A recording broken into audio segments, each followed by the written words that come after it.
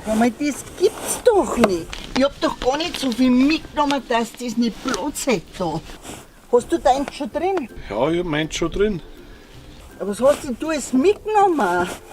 Nur das Nötigste, wie immer. Ein paar T-Shirts, ein paar frische Unterhosen und ein wenig was zum Trinken. Das darf doch nicht wahr sein.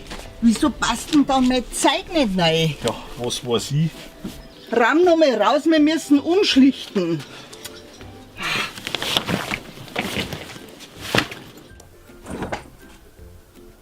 Ja, genau, ja, da, schau her, daher weht der Wind. Nur das Nötigste, alles klar. Hey, ja, weiß man ja nie, ob wir da unten was Gescheites zum Trinken kriegen. Raus damit! Aber wenn wir noch verdursten, bist du schuld. Mit der Schuld kann ich leben.